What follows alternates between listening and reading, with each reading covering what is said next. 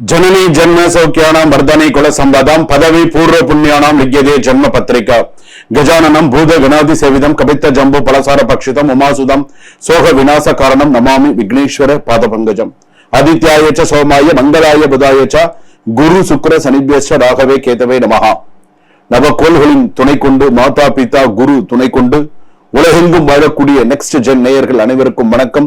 நான் மக்கள் ஜோதிடர் டாக்டர் வி ராஜ்குமார் சிவாச்சாரியார் பேசுகிறேன். எல்லாரும் எப்படி இருக்கீங்க? நலமா இருப்பீங்க நம்புறேன். வாரம் ராசி பலன்கள் நமது சேனல்ல பார்த்துட்டு இருக்கீங்க, ரொம்ப சந்தோஷம். இன்றைய தினம் அதே போல இந்த வார ராசி பலன்ல கிரகங்களுடைய சூழ்நிலைப்படி நமக்கு எப்படி இருக்கு, இனிமேல் நமக்கு எப்படி இருக்கும், என்னென்ன சூழ்நிலைகள் நமக்கு இருக்கு அப்படிங்கிறது எல்லாமே நம்ம தெரிஞ்சுக்க போறோம்.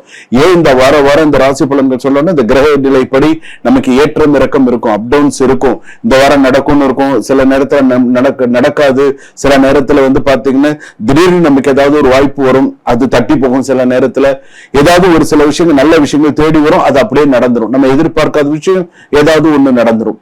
இது ஆணுக்கும் பொருந்தும் பெண்ணுக்கும் பொருந்தும். அப்போ மேஷ ராசியிலிருந்து மீன ராசி வரையில பரியந்தம் எப்படி இருக்கு, நமக்கு நல்லா இருக்கா, நம்ம இந்த வாரத்துக்கு சுவாமி என்ன சொல்லியிருக்காங்க, சோ எதுல பிளஸ் எதுல மைனஸ், என்ன பண்ணணும் என்ன பண்ணக்கூடாது, அது வேலை விஷயமா இருந்தாலும் சரி, தொழில் விஷயமாக இருந்தாலும் சரி, எந்த ஒரு குடும்ப விஷயமாக இருந்தாலும் சரி, எதை சொல்லணும் எதை சொல்லக்கூடாது, எதை பண்ணணும் எதை பண்ணக்கூடாது, கரெக்டா தெளிவா இருக்கணும்.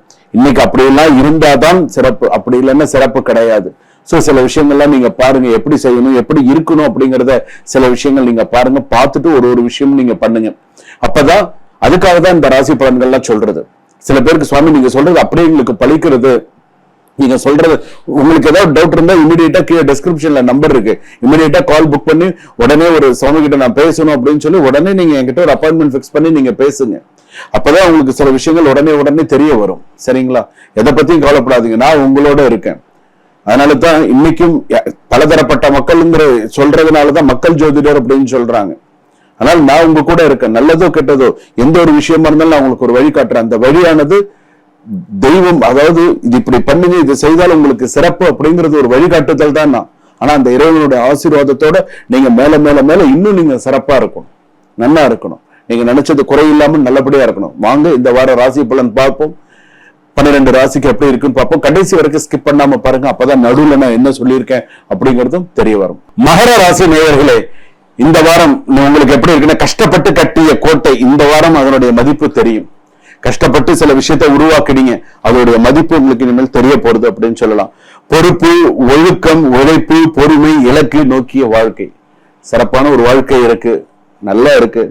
சில விஷயத்த பயன்படுத்திக்கோங்க, சில விஷயத்தை விட்டுரு, கெட்ட விஷயத்தை விட்டுருங்க, நல்ல விஷயத்தை எடுத்துக்கோங்க. சீனியர் மேனேஜ்மெண்ட் உங்கள் உழைப்பை கவனிக்கும், பதவி சார்ந்த முன்னேற்றம் சாத்தியம். வேலை செய்யற இடத்துல பாத்தீங்க அப்படின்னு சொன்னா ஆபீஸ் பாலிடிக்ஸ் வேண்டாம். சில பேர் உங்களை உயர்த்தி பேசுவாங்க, சில பேர் தாழ்த்தி பேசுவாங்க. யார் பேசுறதெல்லாம் நீங்க அதெல்லாம் நீங்க காதுல வாங்கிக்காதீங்க. நமக்கு 2 காது எதுக்கு தெரியுமா? நல்ல விஷயங்களை வாங்கி உள்ளேயே வச்சுக்கணும். கெட்ட விஷயங்கள் வரும்போது இந்த காதுல வாங்கி இந்த காதுல விட்டுறணும், அதுதான் நல்லது. அதே நம்ம மைண்ட்ல வச்சுட்டு இருந்தோம்னா ரொம்ப கஷ்டம். மைண்ட்ல அப்படி எல்லாம் கொண்டு போக கூடாது. சோ அது மாதிரி பாத்துக்கோங்க. அதே போல பாத்தீங்கன்னா கட்டுமானம், இன்ஜினியரிங், அட்மினிஸ்ட்ரேஷன், மிஷினரி சார்ந்த துறைகளில் தொழில் நல்ல சிறப்பு வாய்ப்பு. மெதுவான ஆனால் உறுதியான முன்னேற்றம் இருக்கும். வீட்டு பொறுப்புகள் அதிகரிக்கலாம். உணர்ச்சியை வெளிப்படுத்துவதில் சற்று குறைவு இருக்கும். துணையுடன் செலவிடுங்கள். சோ கொஞ்சம் ஒய்ஃப் ஃபேமிலி இந்த மாதிரி இருக்கும்போது தாமதமாக வந்த திருமண பேச்சு மீண்டும் உயிர் பெறலாம் அப்படின்னு சொல்லியிருக்கு. மறுமணம், நீண்ட முறை நடைமுறை வாழ்க்கை புரிந்து கொள்ளும் துணை தேவைப்படும். படிப்பு, competitive exam, government related reparation நல்ல முன்னேற்றம் தரக்கூடியதாக இருக்கும். நீண்ட காலமாக எதிர்பார்த்த ப்ராப்பர்ட்டி மேட்டர் நகரும். நீண்டு கொண்டிருந்த லீகல் ப்ராசஸ் நல்ல மூவ்மெண்ட் வரலாம். பழைய கடனை கட்டுப்படுத்தும் திட்டம் வெற்றி பெறும். அதே போல technical cinema, productions, architecture, design போன்ற பணிகளில் நல்ல ஒரு மாற்றங்கள், நிறைய நல்ல விஷயம். ஸ்கூல்ல ப்ரொஃபசர்ஸ் இவங்களுக்கு எல்லாம் நல்ல விஷயங்கள், நல்ல சூழ்நிலைகள்லாம் வரும். டிசிப்ளின் உங்களுக்கு மிக முக்கியம். ஆயுதம், ஸ்டாப்லெஸ் அண்ட் ரிஸ்க் கண்ட்ரோல்ஸ் எல்லாம் மறக்காதீங்க, கரெக்டா பண்ணுங்க. எது செஞ்சாலும் நம்ம இப்படிதான் செய்யணும், இப்படிதான் பண்ணணும் அப்படிங்கறத சில விஷயங்களை கரெக்டா பண்ணுங்க. எலும்பு, மூட்டு போன்ற பிரச்சனைகள் வரலாம். சோ இதெல்லாம் கவனமா இருங்க. உடல் சோர்வை மீறினால் திரும்ப வேலை செய்வது ரொம்ப கஷ்டமாயிடும். சோ அந்த மாதிரி விஷயத்துல கொஞ்சம் கவனமா இருங்க. பஞ்சமுக ஆஞ்சநேயர் வழிபாடு பண்ணுங்க. சில பேருக்கு நான் சில விஷயங்கள் சொல்றேன்னு சொல்லியிருக்கேன். பஞ்சமுக ஆஞ்சநேயர் உங்களுக்கு சிறப்பை தரக்கூடியதாக இருக்கும். சக்சஸ் பண்ணுங்க. சுபம். வாழ்க வளமுடன்.